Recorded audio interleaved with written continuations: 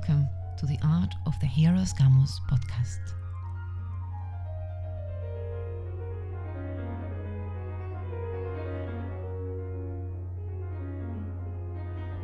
A podcast for those going through a spiritual awakening or curious about what a spiritual awakening is.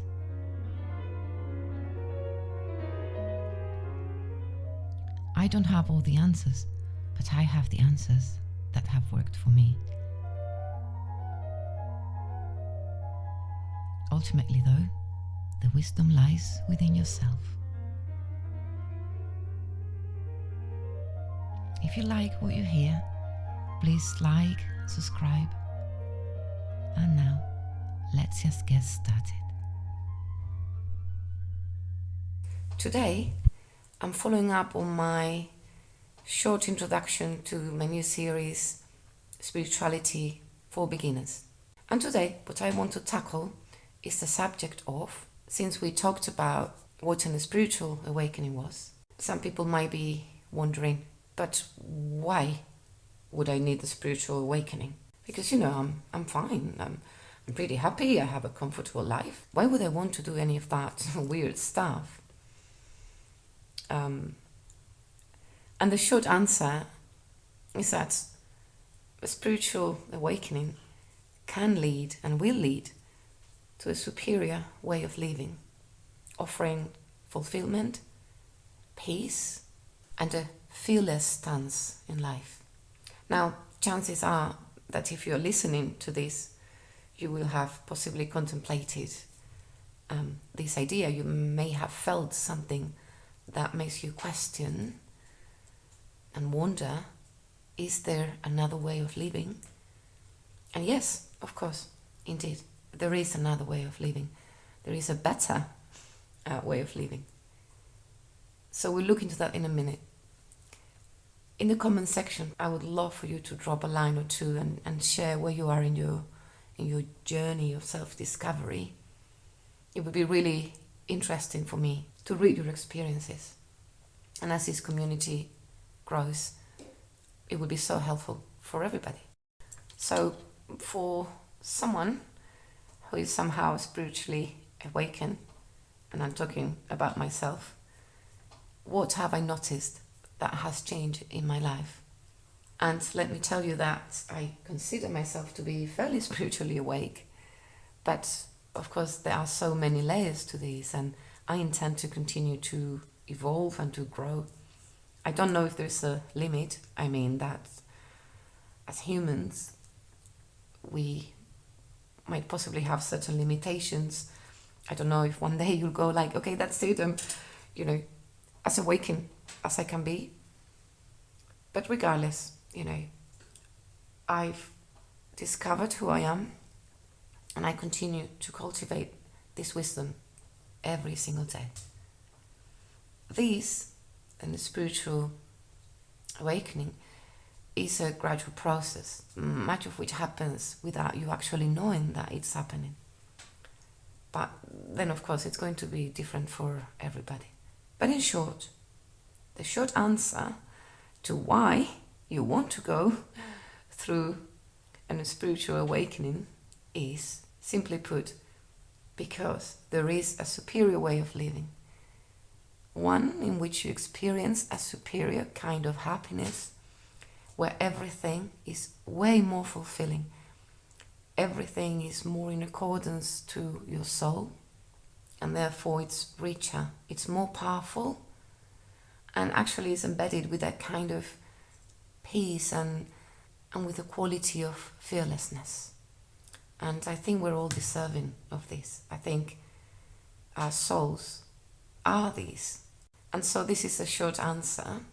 Now let's explore ways in which this manifests in your life, or will manifest in your life, how it has certainly manifested in mine. Okay, to begin with, in relationships or situations, those things that bother you, that wind you up, they will stop. They will stop triggering you. You will stop feeling annoyed, bothered, angry, triggered, in short.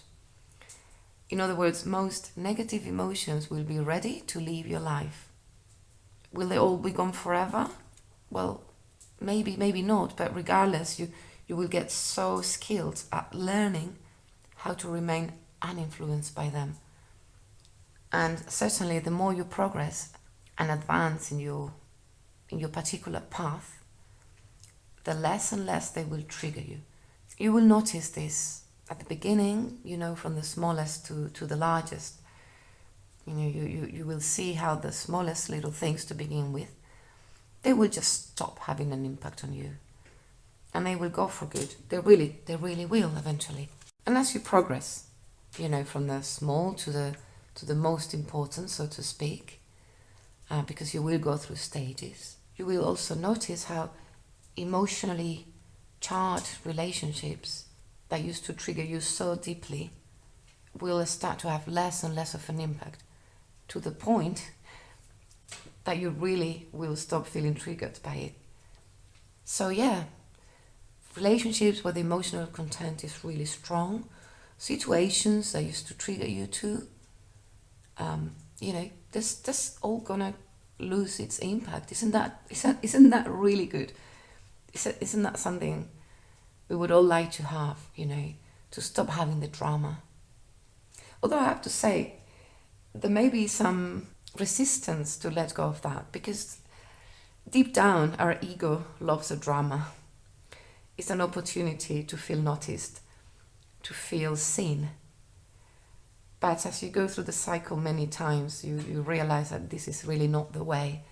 And when you learn to let go, goodness me, it's bliss. Something else that you will notice, and to me, this is possibly the most fascinating of all, for sure, is that I have made more room in my body for my soul to fully express itself, or at least to express itself more fully. So how does this reflect in my life? In the fact that I've begun to conquer things that on some level I believed they were impossible. In other words, you will be more skilled, you will be more able, because the soul can really tackle anything. Yeah, of course, we're in a human body, and that means, that we need to practice. We need to train our bodies for whatever it is that we're going to do. We need to learn, we need to integrate certain skills. But we all have the potential to do absolutely anything we want. And the reason we are not able to take even a moment to do so, depends on where exactly your ego is at its strongest, because the strongest the ego, the more difficulty for the soul to take control. When the soul is driving, everything is so easy, and you will become a master of your trade. This is what we call abundance. When we are aligned with our soul, which means you will be right on the path of your life purpose. So yeah, you will be definitely more skilled at anything you do. There are many facets to this occurrence. That's maybe for another episode. But let me just give you an example, okay? I'm a classical pianist. I've played the piano since the age of 4. And I always was very accomplished. I mean, I really did it very well. I did it better than most people around me. I certainly did it better than most people I came into contact with. But there was something, and this of course became more apparent and obvious when I turned around 11, and then it continued to become more permanent as I grew older. By the way, let me have a little aside here. Sometimes you might hear a little pause walking about. That's one of my dogs. And hopefully no barking. When she barks, I just have to stop recording. But just to let you know that sometimes I don't have the most secure studio-like sound environment. And today you hear the fireplace in the background and my dog. Maybe if you imagine it, it will stop being somehow distracting. So the fire is on, and the little one, the smallest of the two dogs, has just now comfortably sat on her little bed on the sofa and is looking at me, wondering what it is I am doing instead of paying attention to her. So anyway, on the side, let me just go back to this example. So yeah, as a pianist, I was really accomplished. But as I turned older and older, there was something that started to grow louder than my normal way of playing, which was based on intuition, subconscious, soul-led manner of playing. The ego became louder and bigger. And still, my playing was really good. I'm not going to say it wasn't, but it wasn't the best that it could be. And the best that it could be would be the best that it could be. I had the potential to play the best the piano can be played. I knew that, I knew it, I sensed it. I knew that I had the potential. By the way, let me just also say, never, ever let anyone tell you what you can or you can't do. Because only you know, only you have that sense inside you, that conviction, that certainty that you can be the best at something, that you can be top at something, that you can be really good at something. Don't let anyone tell you where your limits are, because you're limitless. Potentially you are limitless. So anyway, I always knew my tremendous potential. And now you might be wondering, but what do you mean by tremendous potential? I mean, I thought you've just said a moment ago that we all have the same limited potential. Yeah. In terms of skills, I was pretty much ready. That's what I mean.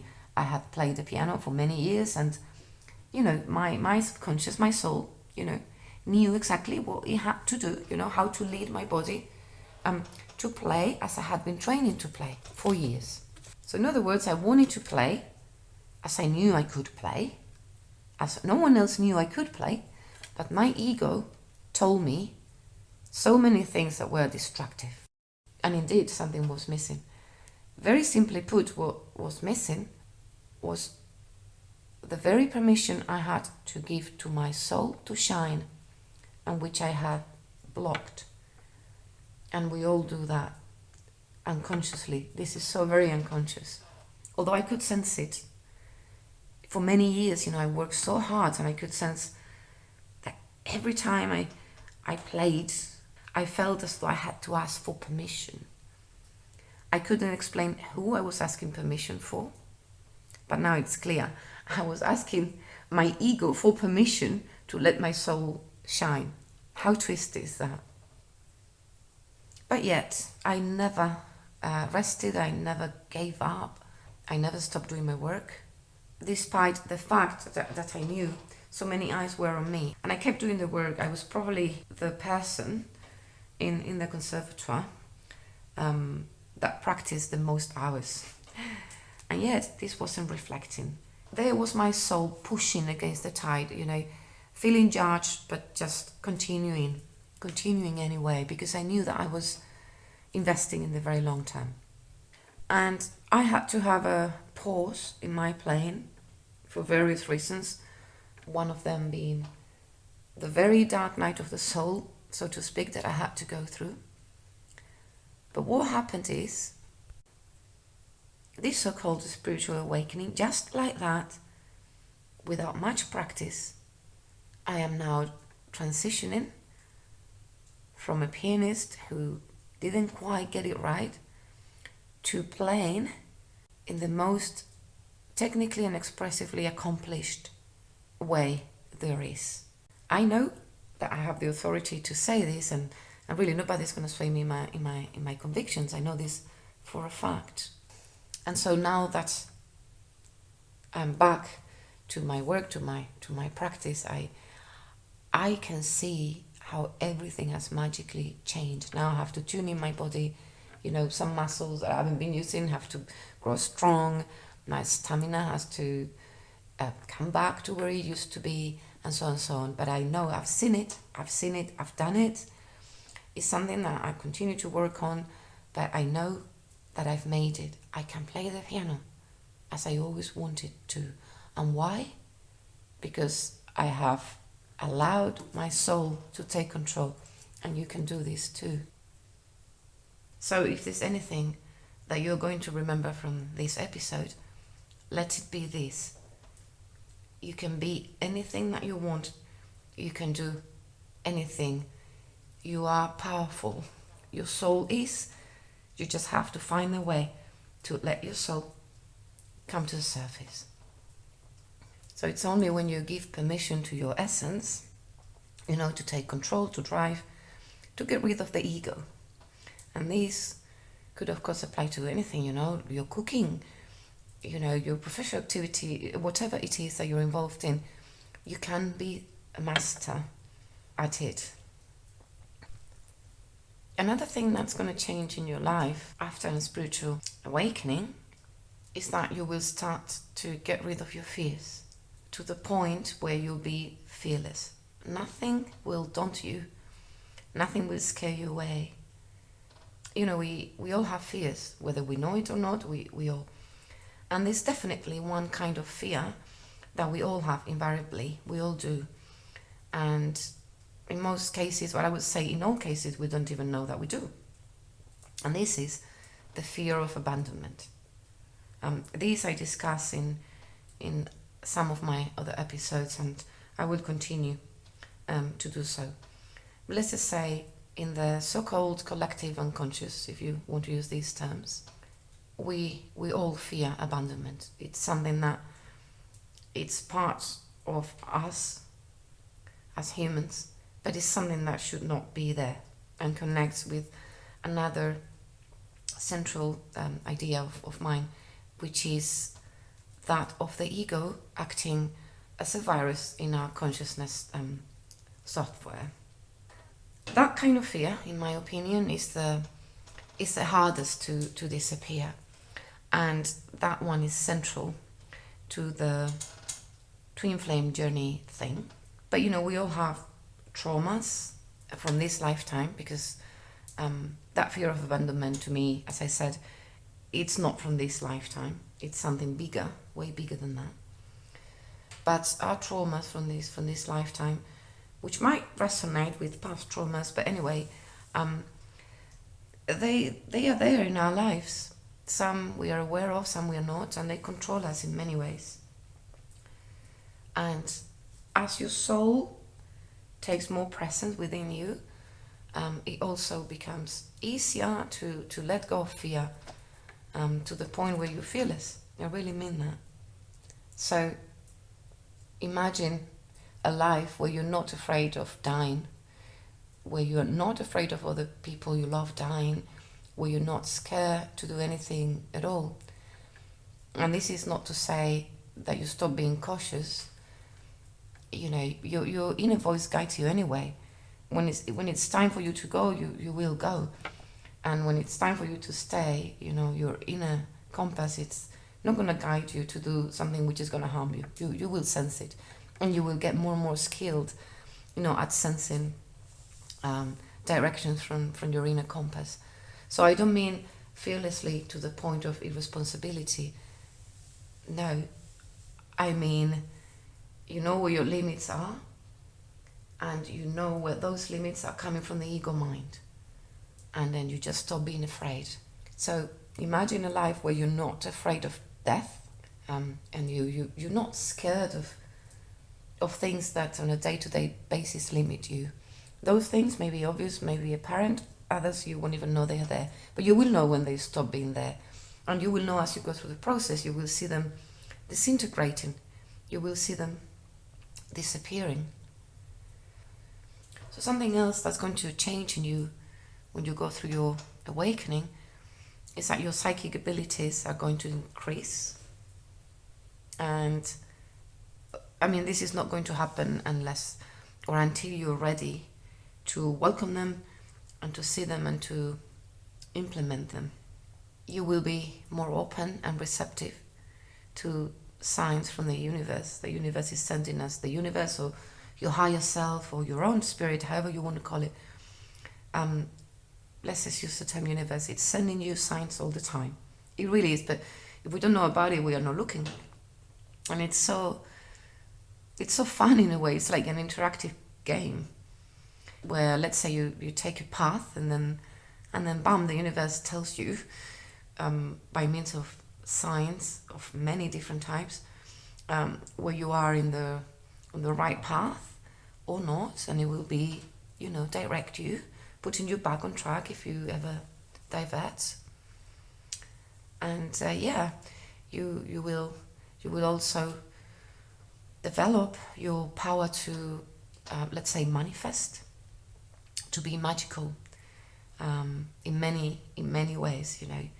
You will gain power to be fully in control of your own life in so many ways, and you will be able to help others too in doing the same thing. You will begin to attract the right kind of people into your life, and the wrong kind of people will begin to disappear. And when I use the word wrong, I don't entirely mean wrong, because they can be the right kind of people at a moment in time, in the sense that they are those triggers that we need, to become more aware of our ego, and therefore go inside and, see the ego for what it is progressively and make more room for us. So you realize, you start to identify why you react, why these people make you react, and you grow stronger. And so these situations its presence will weaken in your life, and you will begin, to enjoy situations and interactions that are really positive in your life. The right kind of people will come along to help you in your particular path. So, in short, you would want to be spiritually awakened, because you make room in your life for a superior way of existence, a superior way of love, a superior way of accomplishment, peace, happiness, and contentment. How do we go about doing this? How do we actually awaken? Well, this will be for another episode. And for now, I thank you for your time. And again, please let me invite you to like and subscribe, so that I can continue to share the wisdom that I have gained through my experience. I'm possibly not saying anything new, but I am aware that my way of understanding and putting things is slightly different. And I think it is necessary, because as it won't resonate with everybody, it has the potential to resonate with people who wouldn't resonate with other translations of the same idea. By translations, I mean the soul wisdom is soul wisdom, but we as humans, we have to put it into concepts and words. And how we do that will be very different from person to person. And let me just say goodbye with my motto for this podcast. Understanding brings awareness. Awareness brings integration. Integration brings execution. And with the right kind of execution, there are no limits to what you can do. Much love. Until very soon.